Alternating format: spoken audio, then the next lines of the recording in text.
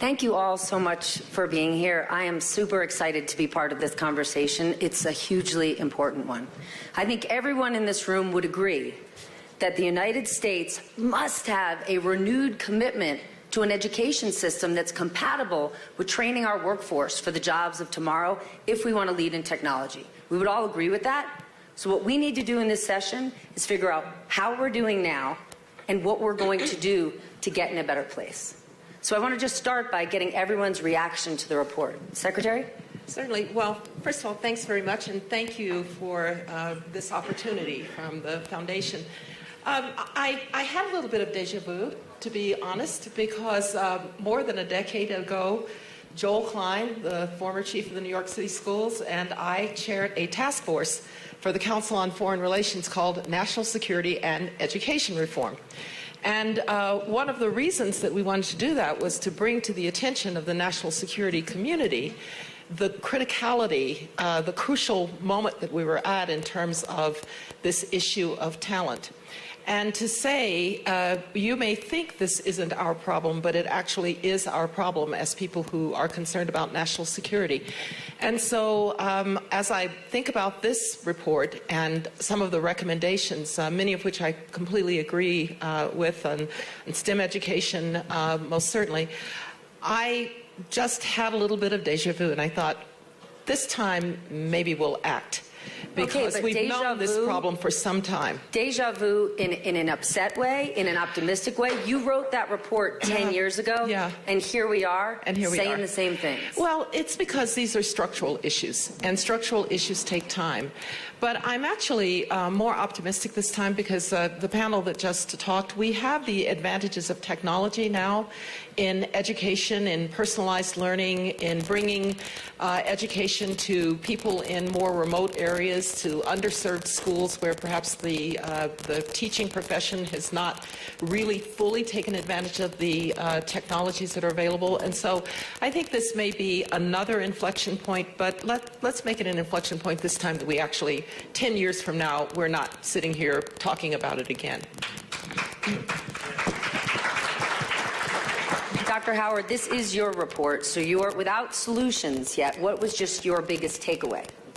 Yeah, so first off, I'm coming from Phoenix. I want everybody to know it's a dry heat, so I want you all to know that. It's 2,000 degrees, but it's dry. Chris, my oven is a dry heat too, but I'm not going to admit it. I'll actually say this, so thanks for the question. So when I first was asked by Anya to do this work, I said, don't you remember that report that Secretary Rice and Joe Klein did? I remember I actually pulled it out, dusted it off, and I said, here we go again. It's like deja vu all over again. My initial reaction is that it's great that we are talking about that question here. You know, Anya would say in our conversation, to get all these national security people, what do we know about K-12? Well, we better learn a lot. Because there's nothing that we are doing right now in terms of the great conversations about whether it be Ukraine, Afghanistan, NATO, etc., that won't be addressed unless we get the human capital question right. Every single one of us is in the human capital business, whether we like it or not. We're educating kids, grandkids, sons, daughters, etc., etc. We absolutely have to get this right. We do have more tools, and we have a moment. And I'll talk about solutions in a second, but if you leave with anything when I say this, other than my corny joke about Phoenix, is that we are really at an inflection point. It is a Sputnik-type moment.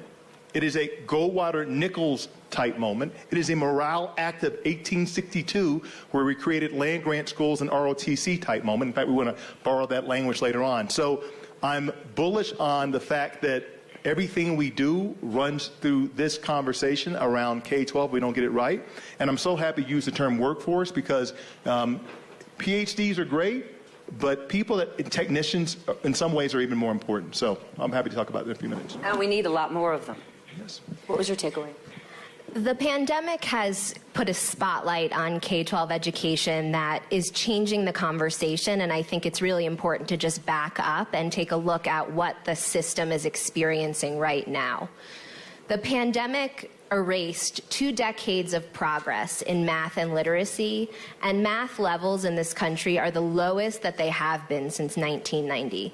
So just to ground us in the data for a minute, this is an urgent moment, and you are hearing from this illustrious panel, you know, that this is a moment for urgency. It is a moment for an Operation Warp Speed type response to addressing what is, you know, a deep structural and equity challenge in the K-12 system.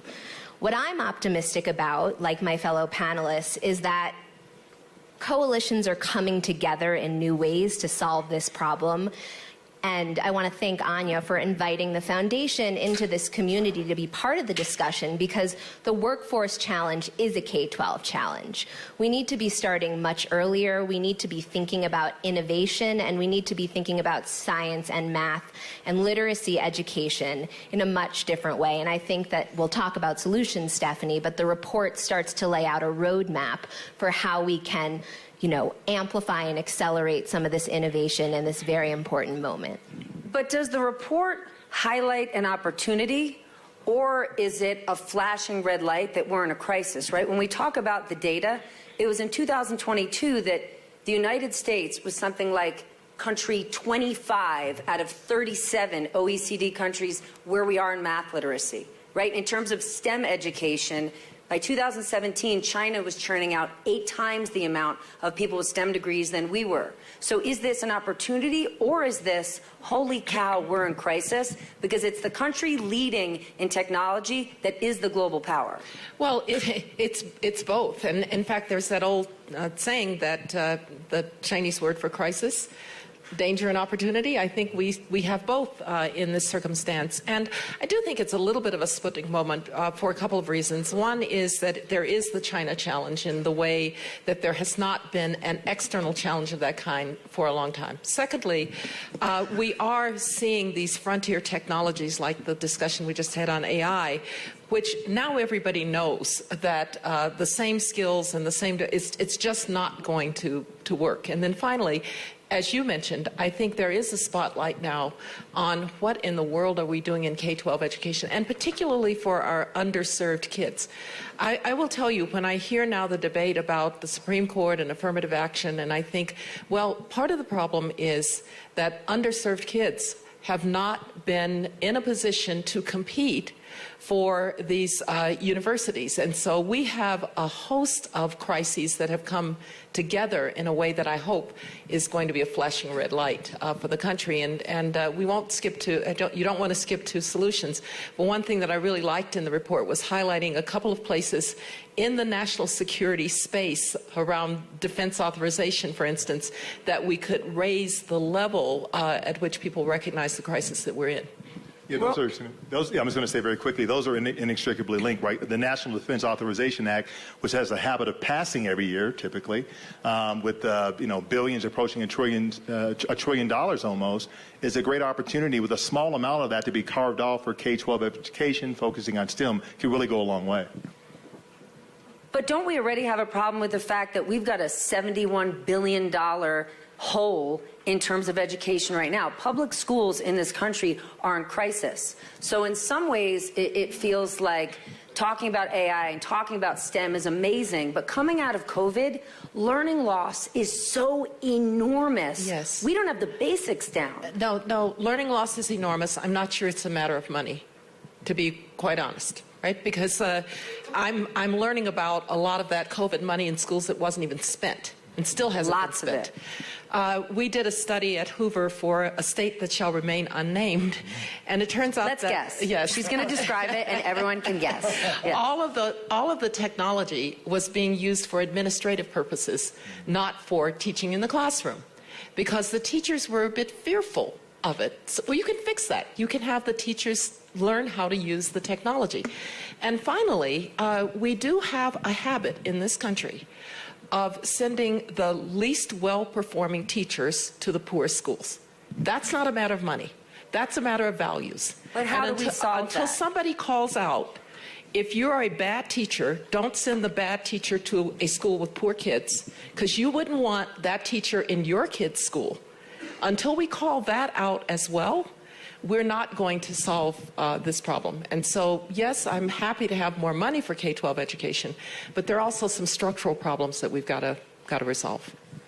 We're seeing creative solutions. Teachers actually are leading the way. Their jobs have become unsustainable. So they are looking to technology, to ChatGPT, to make their jobs easier, because what they want to do isn't spend all their time lesson planning. They want to be building relationships with students. They want to be building social capital. They know those are the things, personalization, that is going to accelerate students and support upward mobility.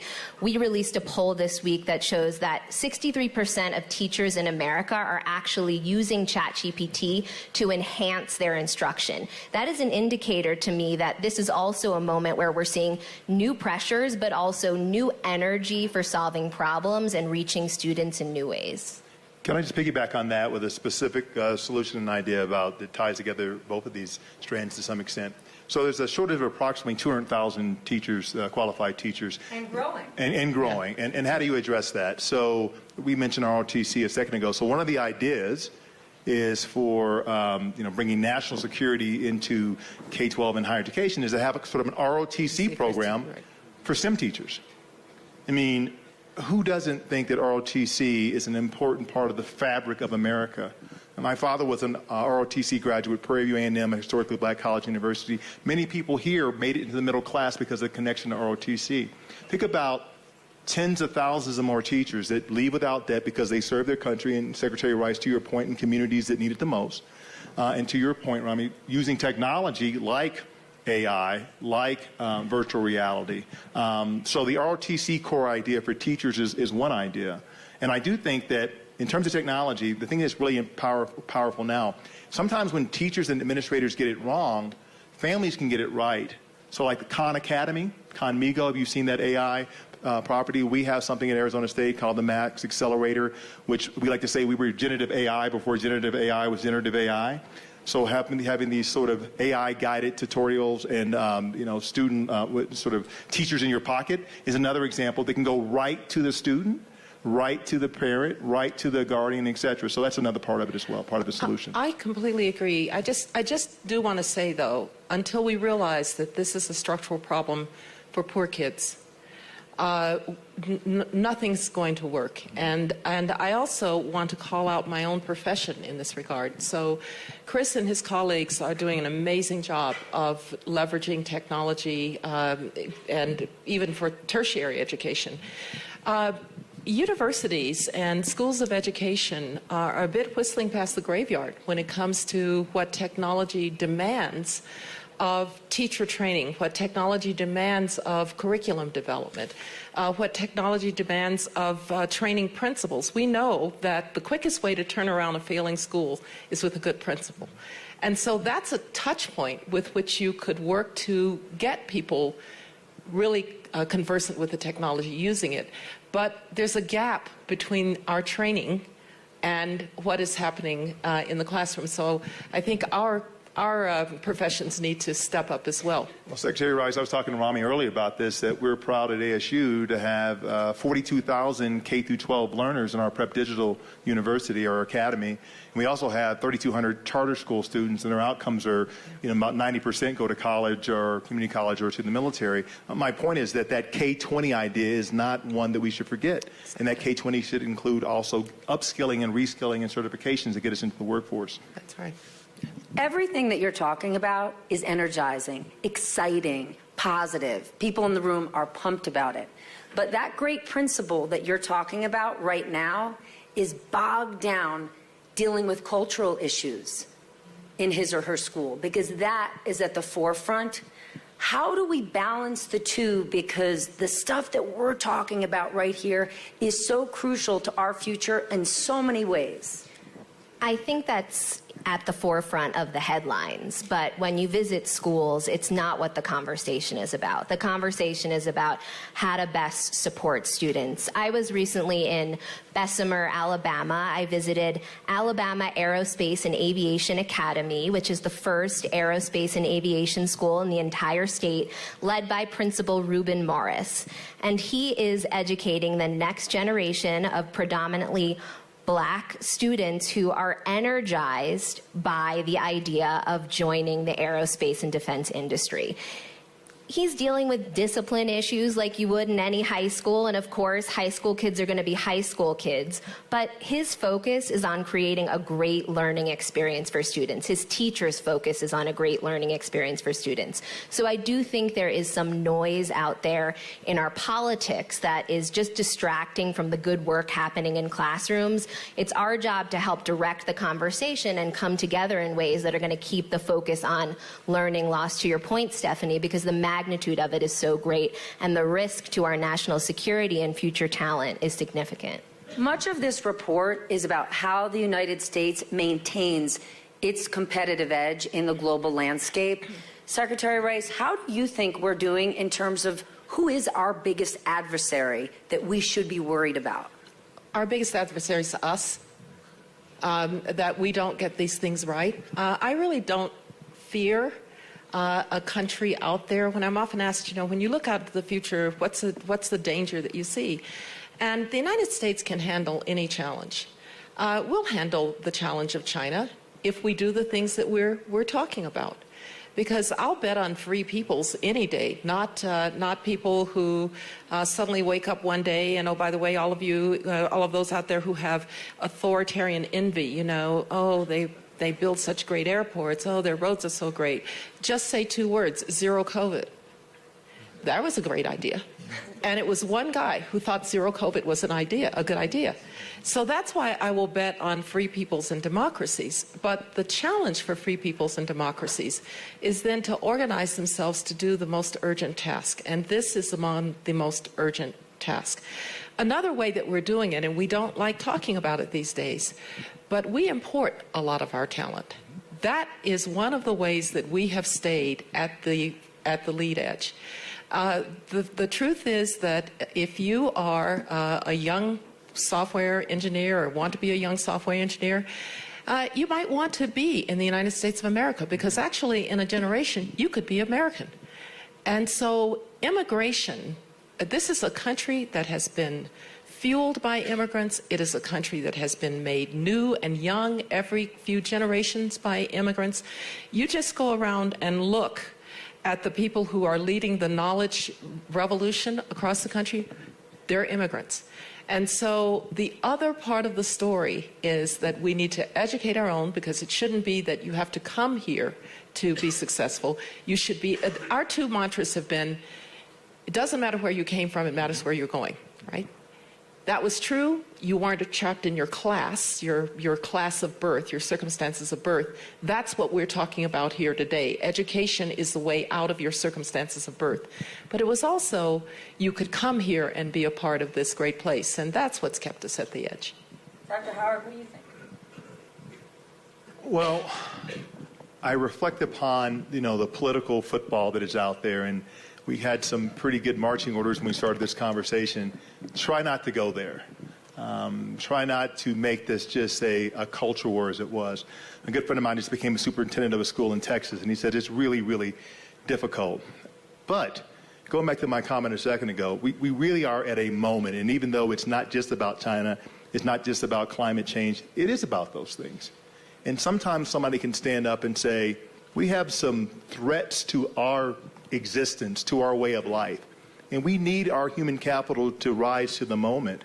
And we need to get away from some of those things. And, when you're talking about, a lot of the conversation today has been about China. It's not that China is, our friend, our enemy, our frenemy, whatever you want to call it. But there are R's and there are D's and I's that are rallying around that point, which gives us a moment to kind of look forward. We need those moments where we kind of bring together the civic glue that is America to focus on things and get beyond the political stuff. So that's what makes me excited to open the door for the things that the Secretary talked about, that Romy's Foundation graciously helped us work on. That this actually is one of those times, and I'm glad that I was able to mention the climate change piece, because young people, principals, teachers, they see it happening to them around them, and they think they want to do something about it as well. So the galvanizing moment right now, I think, going back to your original question, helps us maybe get around some of the political issues that kind of pull us down. But it's the political issues, or at least the political gridlock, that is holding us back in some ways, right? At the State Department right now, you've got 62 people awaiting confirmation. right? There's something like 38 ambassadors waiting. Almost all of them have careers in this that they should blow through. But you've got a political system right now that prides itself on gridlock. How do we maintain our competitiveness? You know, when we think about national security, education, that's something that should bring us together, all Americans, but it doesn't. The signature right now is, let's get nothing done. But the CHIPS Act did pass. That's a great point. And the National Defense Authorization Act will pass because congressmen and senators like to get reelected, so they do pass that bill. Amen. And so we got to find those moonbeams that actually work and ride on them. And so let's go where the light is and where those things work and do this ROTC program, support JROTC programs with STEM dollars, which actually do make it through. And by the way, the Coast Guard is launching JROTC. The president of Arizona State University was a JROTC person. So there are these slivers. And again, that CHIPS Act, which pulls together national security, industrial policy, foreign policy, competitiveness. Actually, there are real dollars and real opportunities around that from upskilling and from the educational piece. I agree with that. Another proposal in the report is the creation of a DARPA for education, which would really, we're talking about the aspiration of the American dream here. And to do that, we're going to need to accelerate innovation. We're going to need to build more solutions that are going to address these systemic issues and these structural issues, as Dr. Rice said. That is an idea that is moving forward. We helped put together a bipartisan coalition called the Alliance for Learning Innovation, 40 cross-sector organizations who are pushing forward for this idea. We've gotten $30 million. It's a small start, but we need to be working with agencies. We're working with NSF, IES. Did you say $30 billion? You know, I said $30 million, oh, 30 but it would be nice if it was $30 billion. But that's what we need to do. We just need to keep pushing, and I do feel like there is traction.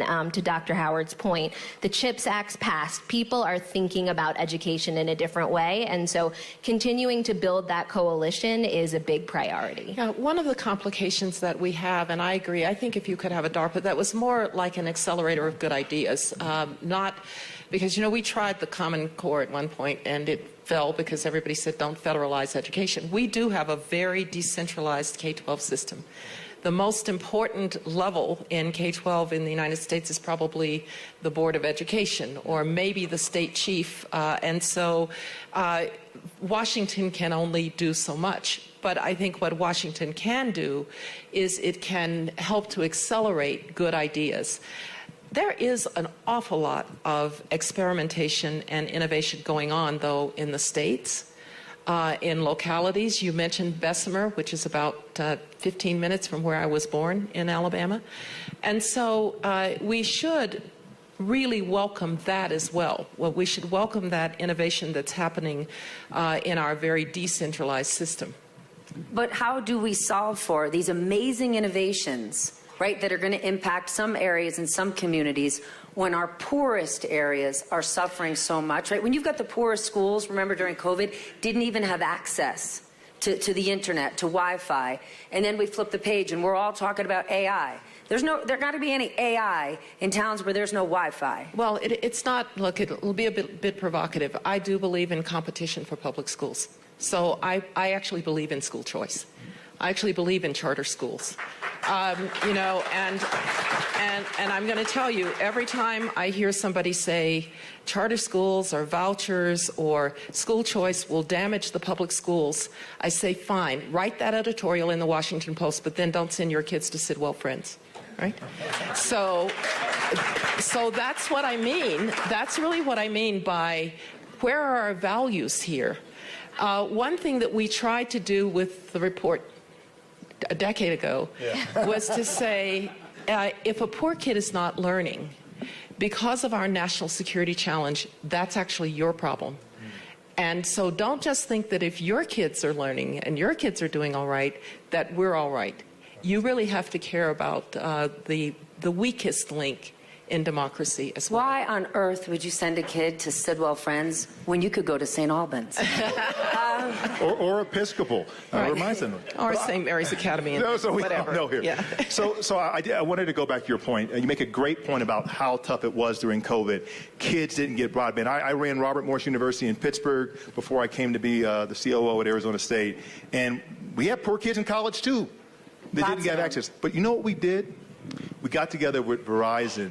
We got together with AT&T. We created hotspots. I had my technology people driving out to rural communities across Pennsylvania to set up hotspots so kids get access.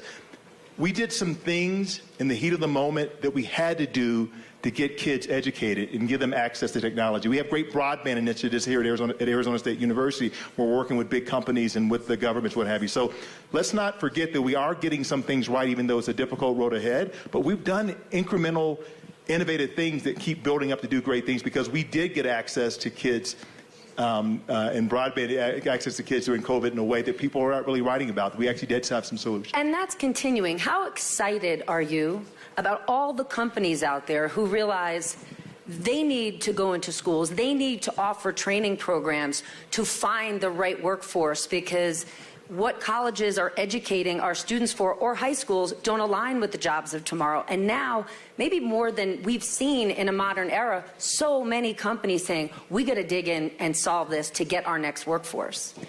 I think one role that philanthropy can play is to help facilitate the co-creation of solutions. We need companies and partners working hand in hand with teachers and students in developing these solutions. But so is we that see even that philanthropy? happening. Right, because people think of philanthropy in like this sweet, loving way.